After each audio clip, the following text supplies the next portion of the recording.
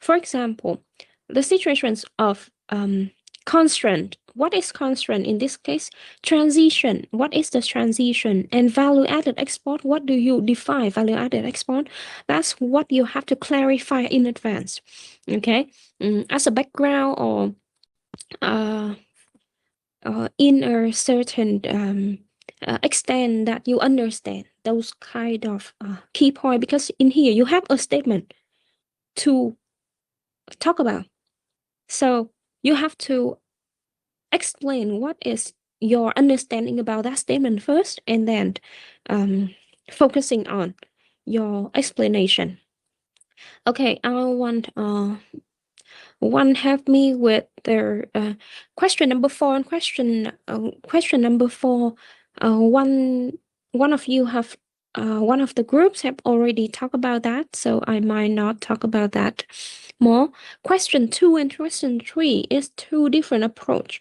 So the tariff policy on the rest of the world and on the United States on its own. So can anyone give me the answer of question number 2? Yes. Can I have Minh Hoàng?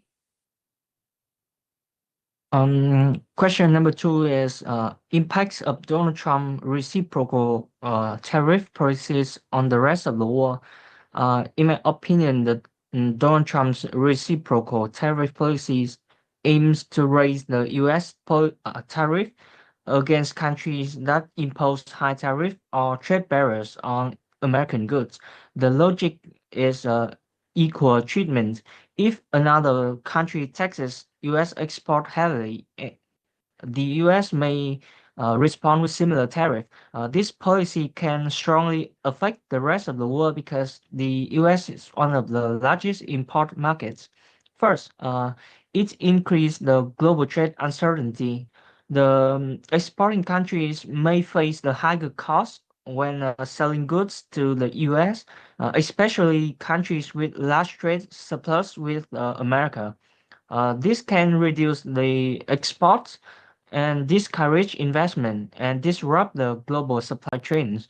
For example, the Asian economies integrated into electronics, textile, furniture, and machinery supply chain may be affected if the U.S. tariff raise final price. Second, the reciprocal tariff can trigger retaliation. Other countries may respond by imposing tariff on U.S. products, creating a circle of protectionism. This weaken the rule-based trading system and reduce confidence in the WTO. And China has already challenged some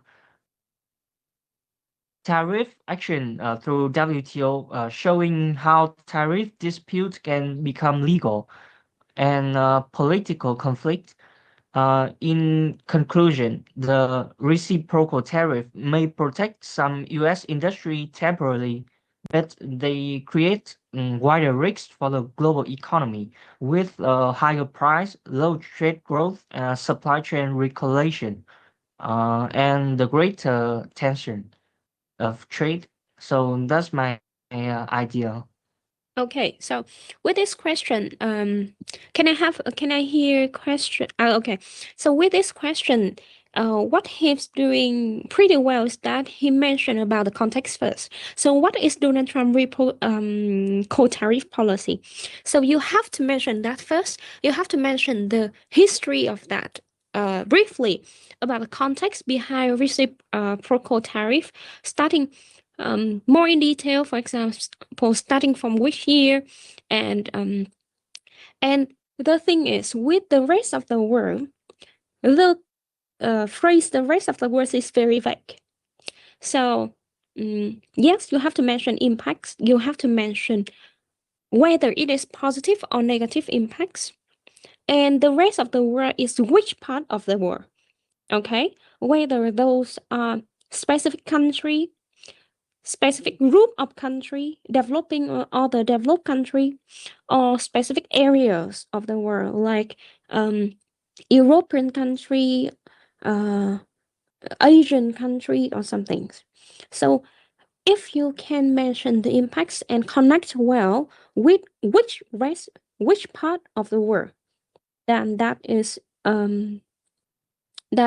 good answer. But basically the answer of Huang is pretty okay. Can I have answer number 3? How about the impacts on the United States?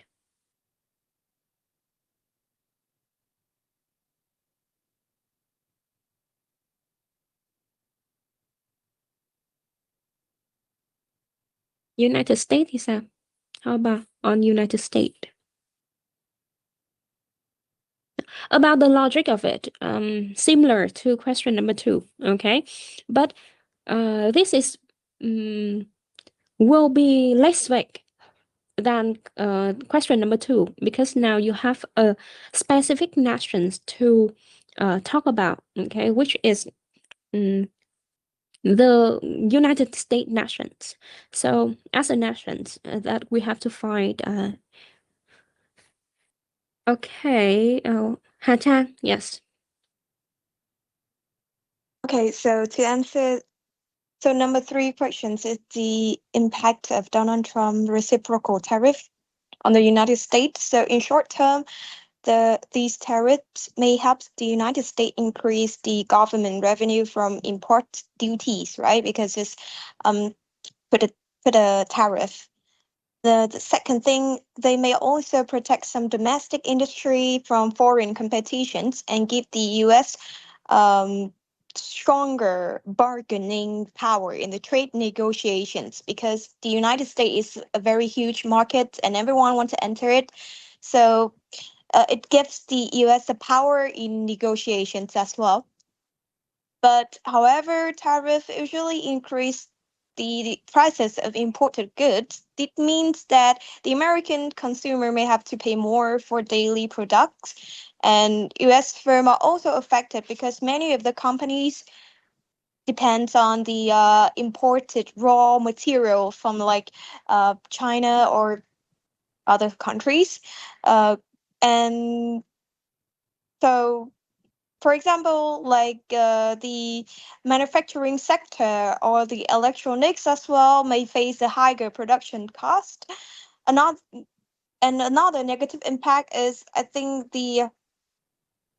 it's coming from the retaliations from the trading partner because we are the group that have the presentations about the WTO. So I think that a lot of the partners, other partners, may put retaliation decisions on America as well. So in the long term, I think tariff reduce the economic efficiency, weaken the competitiveness, and create uncertainty for the investment into the U.S. Market. That's my answer. Okay, good.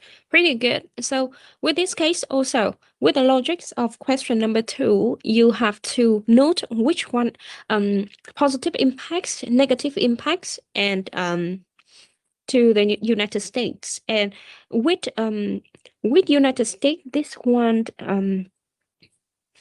uh shows both positive and negative from the perspective of the United States, and you have to think if we are American people, so what does it have our domestic industry, and if you want to know, if you want to have a stronger point of view on this aspect, read the reason that Donald Trump say, the statement of Donald Trump. He say about why he imposing this. Okay, so it's not only about the cases of showing the problem of economics problem, but also other social problems like jobs opportunities and so on.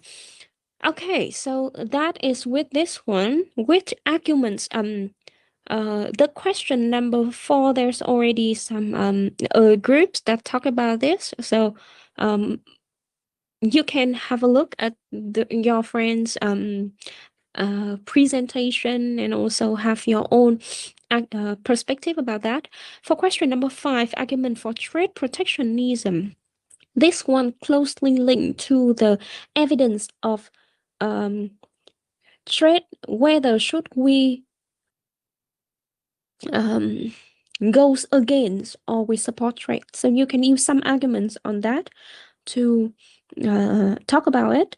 So arguments for trade protectionism is that actually goes against trade, okay?